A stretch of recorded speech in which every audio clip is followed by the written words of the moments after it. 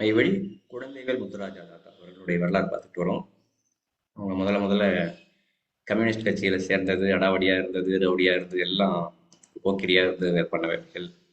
அப்புறம் புண்ணிய ஸ்தலங்களுக்கு அவங்க செல்றது, மெய்வழி பாசுபந்த ஆனந்தரை சந்திச்சு அவங்க கிட்ட உழவு கேட்கறது, அவங்க ஒரு கடிதம் கொடுத்து தெய்வம் அவர்களை போய் பார்க்கறதுக்கு அனுப்பி விடுறது. இவர் போன உடனே கண்டேன் சிவபெருமானைன்னு வந்து அதுக்கப்புறம் நடந்த சரிதங்கள், தெய்வம் அவர்கிட்ட எல்லா வரலாறையும் சொல்றாரு. சபையில எப்படி சேர்றாரு, தெய்வம் அவர்கிட்டே கடன் வாங்கி சேர்றாரு, இதெல்லாம் பார்த்தோம். விவசாய வேலைகள்லாம் தெய்வம் அவர்கள் கொடுக்கறத எப்படி செய்வாங்க. அதுக்கப்புறம் உப்பு இல்லாத பத்தியம் தெய்வம் வைக்கிறாங்களே அவருக்கு. அப்புறம் உபதேசத்தினுடைய இயக்கம் வந்து அவர் போய் பாடலை பாடுறாரு. தெய்வம் ஓங்கி உன்னை அப்பவே சிவமாக்கிட்டா உனக்கு தெரியலன்னு உபதேசம் கொடுக்கறதுக்கு முன்னாடியே அவங்க அருள் செஞ்சிருக்காங்க. வெள்ளத்துல இருந்து தப்புறாரு, மழை வெள்ளம் வந்து அதுல இருந்து தப்புறது. அதுக்கப்புறம் தெய்வம் அவர்கள் பணித்த அந்த வேலைகள் எல்லாம் செய்யறது. தான் வாங்கின அந்த கடனை கொண்டு போய் அவர் அடைக்கிறார் 4 வருடங்கள் கழித்து. அப்போ உபதேசம் 4 வருடங்கள் கழித்தான் கூட இல்லை, கடனை அடைக்கிறார். எப்போ நம்ம கரெக்டா தெரியல, அவங்க கிட்ட தான் கேட்கணும். ஆமா, 4 வருடம் தான் போடுறாங்க. தெய்வமே 4 வருஷத்துக்கு முன்னால ஜிவி சந்தா கட்டா 50 ரூபாய் கடன் வாங்கினேன், அதை நான் கொடுக்குறேன், 4 வருஷத்துல கொடுக்குறாரு. உபதேசம் தெய்வம் அவர்கிட்ட அப்புறம் உபதேசம் பார்க்குறாங்க. அது அவர் மட்டும் இல்லை, அவங்களுடைய மச்சனன், அவங்க மாமா, இது போல இன்னொரு 3 பேரையும் சேர்த்து விடுறாங்க. தெய்வம் சொல்றாங்க, டேய் நான் ஒரு தலையை சேர்த்ததுக்கு அவ்வளோ அரும்பாடு பட்டேன். தெய்வம் இது தெய்வம் சொல்றாங்க, நான் ஒரு தலையை சேர்த்ததுக்கு அரும்பாடு பட்டேன், இவன் 3 தலையை கரையேற்றிட்டான்டா குழந்தை அப்படின்னு ரொம்ப மகிழ்ச்சியா அதை சொல்றாங்க. பூவாளூருக்கு தெய்வம் அவர்கள் வருகை தர்றது. அங்க வந்த உடனே பாசுபந்தானந்தர் கிட்ட குழந்தை எங்கன்னு கேட்கிறாங்க. அப்புறம் தெய்வம் அவர்கள் நிகழ்த்துற அதிசயம், அது குறித்து நம்ம இன்னைக்கு பார்க்க இருக்கோம். சாலையம்பதியில் இப்போது பாண்டியன் கடை இருக்கும் இடத்திற்கு அருகில் ஒரு முரட்டு வேல மரம் இருந்தது. அதை வெட்டும்படி ஆண்டவர்கள் உத்தரவிட்டார்கள். நான், மெய்வழி பாசிபந்த ஆனந்தர், மெய்வழி கதிபாத்திர ஆனந்தர், மெய்வழி ஜெயப்புலி ஆனந்தர், மெய்வழி வேத குணாதீத ஆனந்தர், மெய்வழி படவெட்டி ஆனந்தர், மெய்வழி செங்காட்டு ஆனந்தர், மெய்வழி பொன்னம்பல ஆனந்தர், மெய்வழி அடிபாதி ஆனந்தர், இவ்வளவு பேரும் அந்த மரத்தை வரிக்கயிறு போட்டு இழுக்கிறோம். மரம் ஆடுகிறதே தவிர விழவில்லை. மரத்தின் அடிபாகத்தை 3/4 வெட்டியிருக்கிறோம். ஆண்டவர்கள் கொடிமரத்தின் அருகிலிருந்து நாங்கள் மரத்தை சாய்ப்பதற்கு கஷ்டப்படுவதை பார்த்து கொண்டிருந்தவர்கள் வேகமாக அந்த இடத்திற்கு வந்து எங்களை பார்த்து, என்னடா பண்றீங்க, கைத்து கீழே போடுங்க என்று சொல்லிவிட்டு மரத்திற்கு அருகில் சென்று மரத்தை அண்ணாந்து பார்த்து வெட்டப்பட்ட பகுதியில் தங்கள் இடது திருக்கரத்தால் பெயர்த்து வலது திருக்கரத்தால் ஓங்கி தட்டினார்கள். மரம் தடால் என்று அந்த பக்கம் விழுந்தது. இதை பார்த்ததும் எல்லோரும் பிரமித்து போய் தெய்வமே என்று கதறிவிட்டோம். இத்தனை பேர் இழுத்தும் விழாத மரம் ஆண்டவர்களின் ஒரு தட்டிற்கு விழுந்து விட்டது. இதை பார்த்த எங்கள் ஊர்க்காரர்கள் சிலர், இந்த அதிசயத்தை தெய்வம் செய்தவர்கள் மனிதரே அல்ல, தெய்வமாகத்தான் இருக்க வேண்டும் என்று கூறி சபையில் சேர்ந்தனர். இந்த சம்பவத்தை இன்று நினைத்தாலும் எனக்கு மயிர் கூச்சரிகிறது. இதுக்கு அடுத்தது மெய்வழி கதிபாத்திர ஆனந்தர். மெய்வழி கதிபாத்திர ஆனந்தர் என்ற ஒருவர் இருந்தார். அவர் தன்னுடைய ஊரில் பெரிய போக்கிரியாக இருந்தவர்.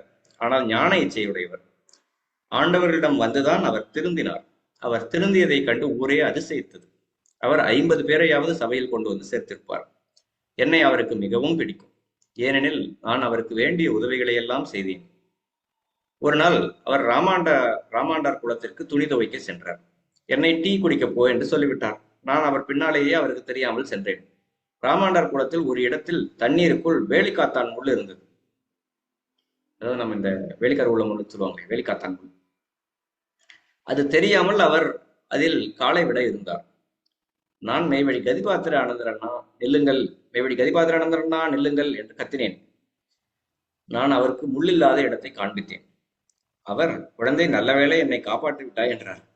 பின் அவருக்கு துணியெல்லாம் துவைத்து கொடுத்து சாலைக்கு கூட்டி வந்தேன். அவர் ஆண்டவர்களிடம், குழந்தை இல்லைன்னா நான் உள்ளில் மாட்டியிருப்பேன் தெய்வமே என்று அழுதார். தெய்வம் அவர்கள் வந்து, நான் தாண்டா குழந்தையை அனுப்பினேன் என்றார்கள். மற்றும் ஒரு சமயம் மெய்வழி கதிபாத்திர ஆனந்தர் தெற்கு கேட்டு வழியாக செல்லும் போது விரியன் பாம்பு ஒன்று அவரை கடித்து விட்டது. தெய்வமே என்று கத்தினார். உடனே ஆண்டவர்கள், மெய்வழி கதிபாத்திர ஆனந்தர் கத்துக்கிறான், என்னன்னு போய் பாருங்கடா என்றார்கள். அங்கு போய் பார்த்தால் அவர் காலில் விரியன் பாம்பு கடித்து ரத்தம் வந்து கொண்டிருந்தது. அவரை கைத்தாங்களாக தூக்கி வந்து ஆண்டவர்களின் முன்னால் நிறுத்தினோம்.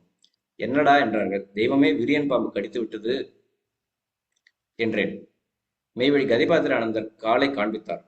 திடீரென்று ஆண்டவர்கள் தங்கள் திருப்பாதத்தை கொண்டு அந்த இடத்தில் ஒரு மிதி மிதித்து, டேய், வரக்காப்பி குடித்து விட்டு தூங்காமல் இருக்க சொல், சரியாகிவிடும் என்றார்கள்.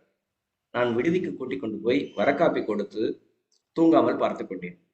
கிராமங்களில் விரியன் கடித்தால் மறுநாள் காலை விளக்கமாறு போட்டு சாணி சட்டியை கரைக்க வேண்டியதுதான் என்று சொல்வதை கேள்விப்பட்டிருக்கிறேன். ஆண்டவர்களுடைய ஸ்பரிசத்தினால் பாம்பு கடி குணமாயிற்று. தனிப்பெருங்கருணை. ஆண்டவர்கள் செய்த அதிசயங்கள் ஏராளம். ஒவ்வொரு அனந்தர் வாழ்க்கையிலும் அது பூத்து குலுங்கி நிற்கிறது. ஆண்டவர்கள் செய்த அதிசயங்கள் ஏராளம். ஒவ்வொரு அனந்தர் வாழ்க்கையிலும் அது பூத்து குலுங்கி நிற்கிறது. எல்லாவற்றையும் விட பெரிய அதிசயம், படுபோக்கிரியாக இருந்த என்னையும் ஒரு பொருட்டாக நினைத்து இந்த நாய்க்கும் நல்தவிசிட்டு மணிமேடைக்கு ஏற்றியதுதான். அவர்கள் இமயமலை, நான் ஒரு துகள்.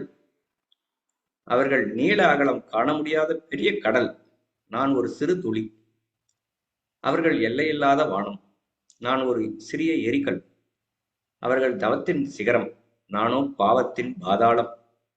அவர்கள் மாணிக்க பேரொளி, நானோ மை இருட்டு. என்னையும் ஆட்கொண்டு மனிதனாக்கி பின் தேவனாக்கிய அவர்களின் தனிப்பெரும் கருணையை வியந்து எண்ணி எண்ணி கண்ணீர் மல்க போற்றுகிறேன். வேதங்கள் உச்சரிக்கின்ற ஓம் சாந்தி சாந்தி சாந்தி என்கிற சாந்தியை நான் அடைந்து விட்டேன்.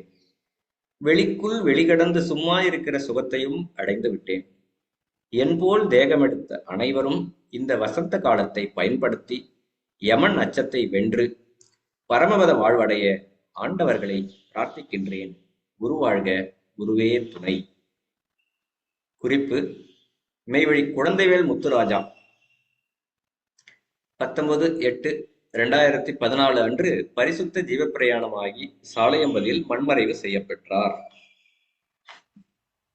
இதோட இன்னைக்கு அவர்களுடைய சரிதம் நிறைவு பண்றோம். தெய்வ தோத்திரம் பண்ணி நம்ம இன்னைக்கு